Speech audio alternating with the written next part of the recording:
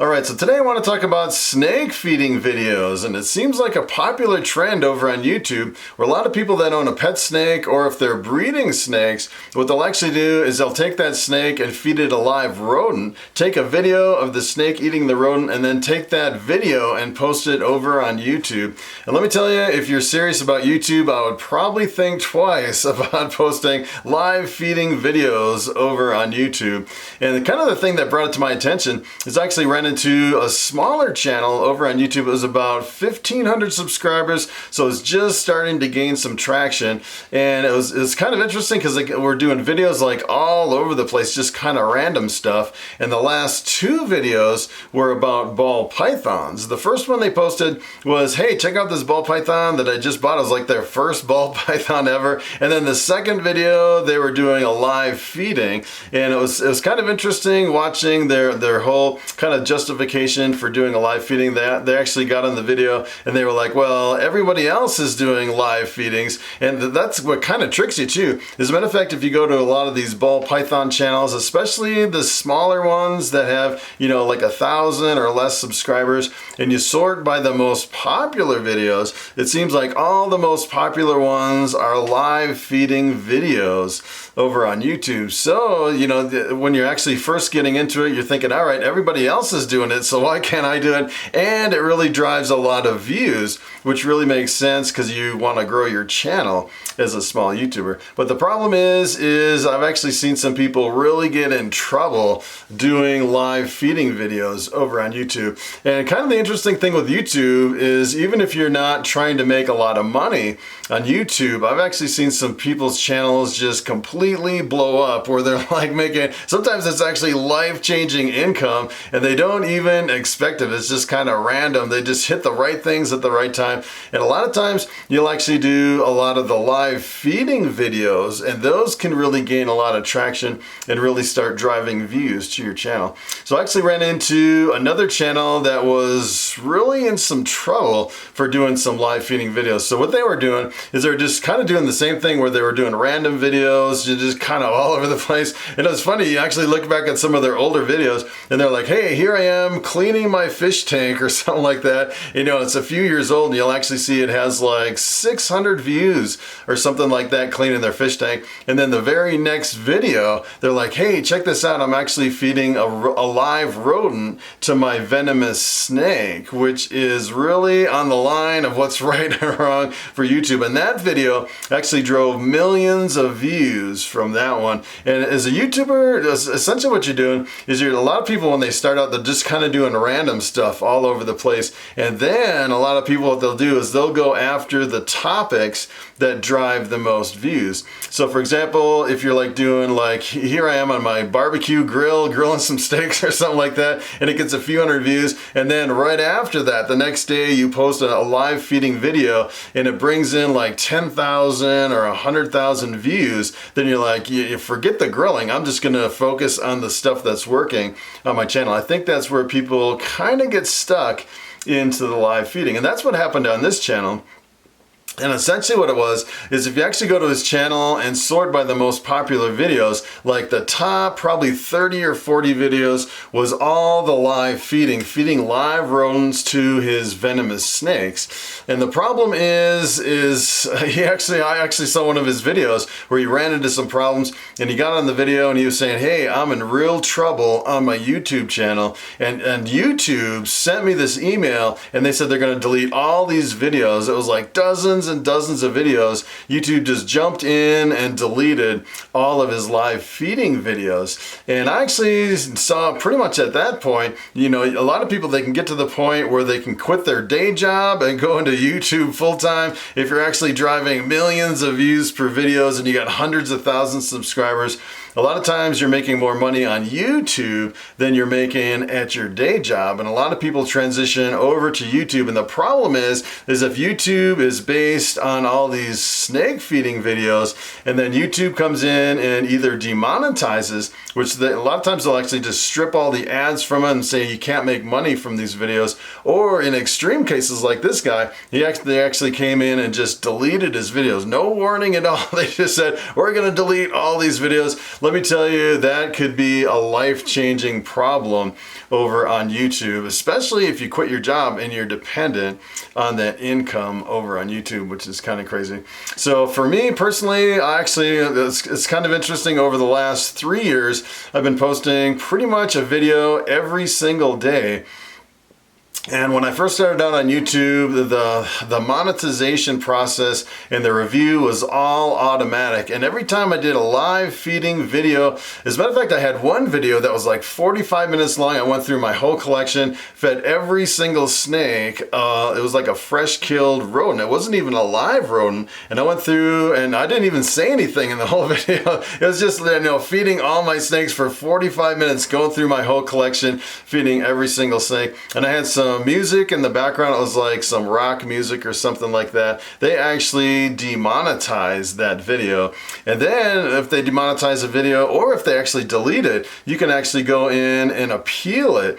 And I appealed that video, and they just said, it doesn't meet the community guidelines over here on YouTube. And the problem is you can actually even get into more trouble if you have videos that are deleted or demonetized and you keep putting out videos that are similar. I've actually seen a lot of people like this. They're like, the only thing I can really do that really takes off is the same thing that is been problematic on my channel. So they'll keep putting them out again and again and again. And the problem is you can get a strike on your channel. If you get a strike on your YouTube channel, if it's a community guideline violation, essentially what happens is you can't post a video or do a live stream for 1 week, for 7 days. And then if you have a second strike after that, within a 3-month period, you can't post another video for like 2 weeks. And then if you get a third strike, you're out, and they completely delete your channel, which is kind of crazy. And then you're always wondering, if I got 3 strikes and they deleted my channel, do I really want to start over from scratch?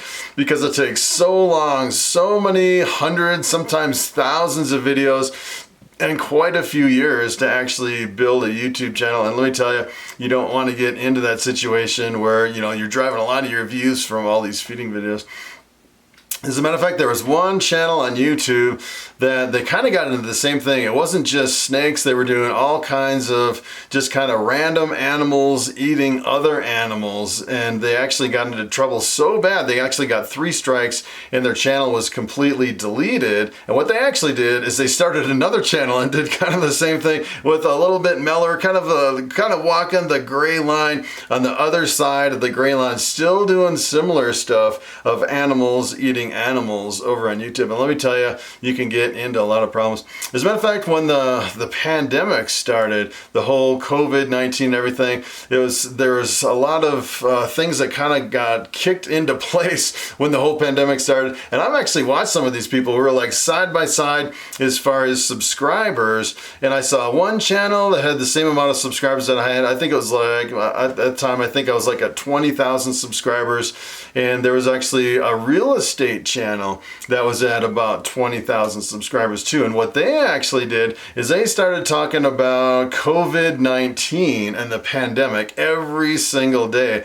And let me tell you, their growth skyrocketed. And let me tell you, when it comes to really controversial topics like that, like anything like a pandemic or anything that's really controversial in the media, you can actually get into some trouble over here on YouTube. And what he did is he built his channel. I think he was up to like 500,000 subscribers within like it was less than a year. It's just like 6 months or something. His channel absolutely skyrocketed, and then he got to the point where YouTube completely demonetized his entire channel, which is kind of crazy. So he went from, you can actually go over to like socialblade.com and kind of figure out how much people are making. And he was making, I'd say probably like, it was like $150,000 a year or something like that. Just pretty much overnight on just the ads from his YouTube channel. And then for YouTube to come in and completely strip him of all that money is kind of devastating. And the other thing too, is I actually watched, he was doing some videos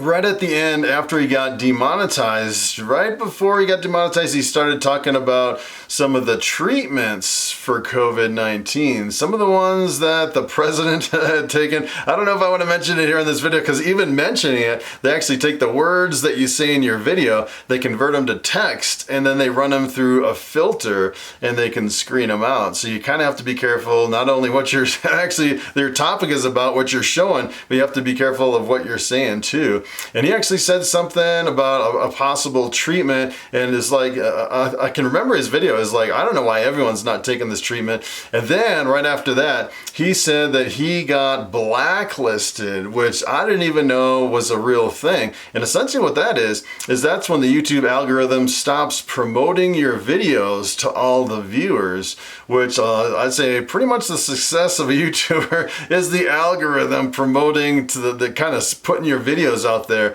to all the different viewers. And I remember he was getting like 40,000 views per video or something like that, and pretty much overnight he went down to just like several hundred views per video. It's just like his channel was completely dead. They stripped all the money and all the views.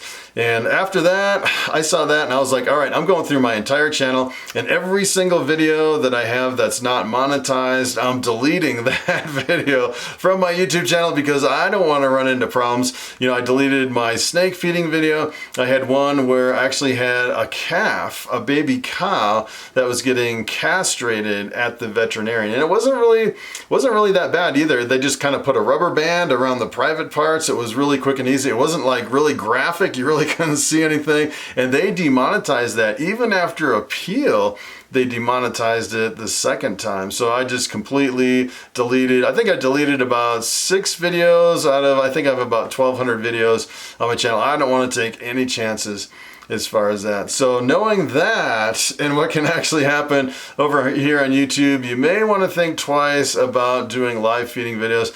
And I've actually seen people, it's kind of interesting if you actually start doing the feeding videos and then everything else, and then the feeding videos are really taking off and you want to do more and more and more. I've actually seen some channels where they're like 90% feeding videos on that channel. And what I would probably do, I'd try to work away from doing just all feeding videos and go back to doing something else, maybe a little more educational about reptiles or something else. I don't know if I'd completely base a whole channel on feeding videos, although I have seen people, they've been doing it for years and years, you know, pretty much since I started. I've seen some people doing only feeding videos for like 6 years or 8 years since the beginning of their channel. And a lot of times, if someone actually gets demonetized, a lot of times you can't tell if they're demonetized or not, if they're actually getting the money from the ads in the videos. Sometimes it can kind of trick you. So the videos will still be there and you can still watch them, but a lot of times if you don't see any advertisements in those videos, they could be stripped